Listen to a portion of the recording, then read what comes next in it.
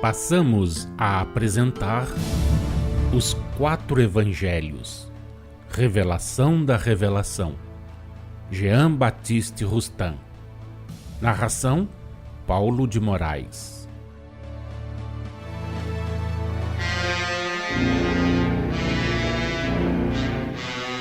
Evangelho de Jesus segundo Mateus, capítulo 26, versículos 20 a 30. Evangelho de Jesus segundo Marcos, capítulo 14, versículos 17 a 26. Evangelho de Jesus segundo Lucas, capítulo 22, versículos 14 a 23. A última Páscoa. O traidor é indicado. A ceia do Senhor. À tarde, foi Jesus com os 12, e chegada a hora, pôs-se ele à mesa juntamente com os apóstolos e disse: Tenho desejado ardentemente comer convosco esta Páscoa antes que eu padeça, pois vos declaro que nunca mais hei de comê-la até que ela se cumpra no reino de Deus. Em seguida pegou do pão e, tendo dado graças, partiu-o e deu aos seus discípulos, dizendo: Tomai e comei, isto é o meu corpo que é dado por vós. Fazei isto em minha memória. Depois de receber o cálice, dando graças, Jesus disse: Tomai-o e distribuí-o entre vós, pois vos digo que não tornarei a beber do fruto da videira, até ao dia em que o hei de beber novo convosco no reino de meu Pai. Enquanto comiam, declarou Jesus: Em verdade vos digo que um de vós me trairá. Eles, profundamente contristados, começaram um a um a perguntar-lhe: Porventura sou eu, Senhor?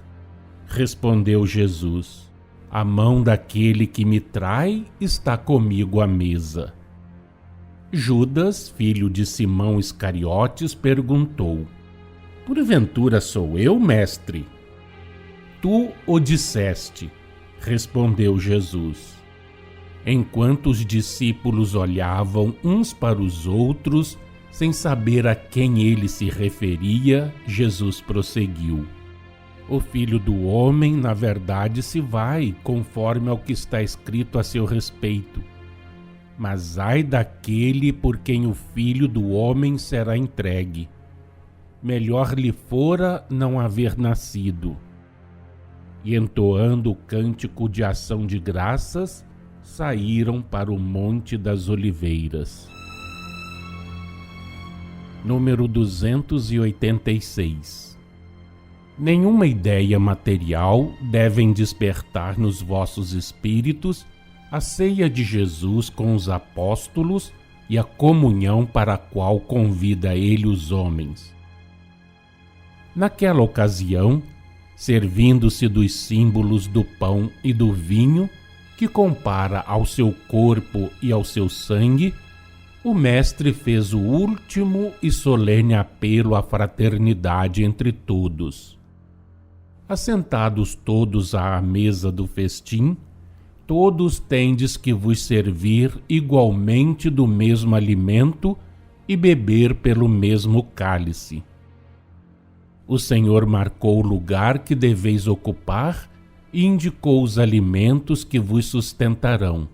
Uni-vos, pois, na vida, como os 11 discípulos fiéis se uniram em torno do Mestre, ligados por um único sentimento: o amor ao Pai, o amor ao Salvador, o amor aos vossos irmãos. Compartilhai do mesmo sacrifício, repartindo entre vós o pão que Jesus vos passa. Lembrai-vos de que esse pão tem que ser o mesmo para todos, pois que o sacrifício do Salvador se verificou para servir de exemplo a todos. Ao passardes de mão em mão o cálice, lembrai-vos de que a bebida que ele contém se destina a dessedentar todos os que se acham sequiosos, visto que seu sangue o Salvador derramou por todos. Fazei com os vossos irmãos transviados, sejam eles os mais perversos, o que fez Jesus com o 12º discípulo, Judas. Embora soubesse que este o havia de trair, que era um irmão falso, um discípulo prevaricador, Jesus permite que ele se sente à mesa com os 11 discípulos fiéis, que participe com estes do mesmo alimento, que beba pelo mesmo cálice, isto é, admite-o a escutar, a receber o último apelo feito à fraternidade entre todos. É que Judas era então a ovelha desgarrada que mais tarde o bom pastor carregaria aos ombros e reconduziria ao aprisco. Ao aproximar-se o momento em que ia deixar a terra, bem como do alto da cruz, Jesus não teve para Judas que o traíra e entregara, nem para os que o insultavam e flagelavam, senão uma palavra de perdão. Perdoa-lhes, meu Pai, eles não sabem o que fazem.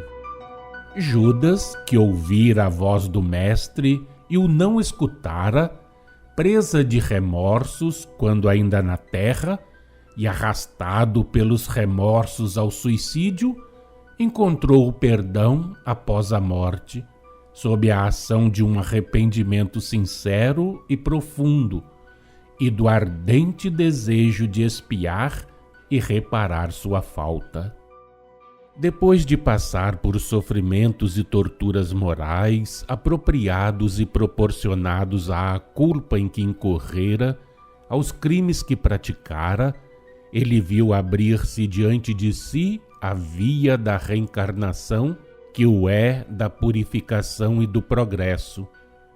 Como todos, com o tempo, com os séculos, com o auxílio das provações e da expiação, pôde, por efeito da onipotência de Deus, da sua justiça, da sua bondade e da sua misericórdia infinitas, sair e saiu daquela via purificado pela humildade, pelo desinteresse e pelo amor. Retomou assim o seu lugar no banquete em companhia dos outros discípulos, e hoje, com estes, convida todos os seus irmãos transviados a virem com e como ele, sentar-se à mesa do Mestre.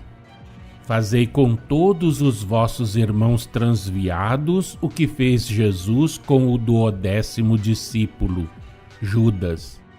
Reconduzi-os ao bom caminho, opondo à injúria, à ofensa, à traição, a doçura, a paciência, o silêncio que o Mestre opôs ao ato de Judas, ao proceder dos que o insultavam e dos seus algozes. Não tenhais para os vossos irmãos transviados, senão como Jesus, palavras de perdão. Encaminhai os mais perversos, exemplificando-lhes a caridade e o amor, perseverando para com eles na prática do amor e da caridade. Aos que se constituírem vossos inimigos, aos que vos odiarem, fazei o bem. Orai pelos que vos perseguem ou vos caluniam.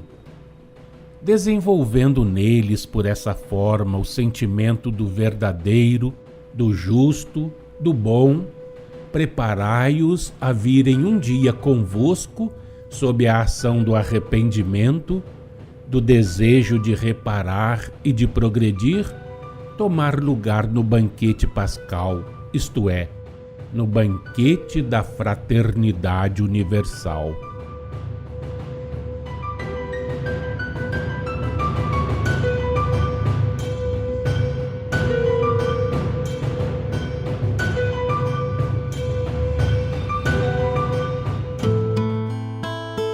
Acompanhe no próximo programa mais um trecho de Os Quatro Evangelhos, Revelação da Revelação, Jean Baptiste Rustin.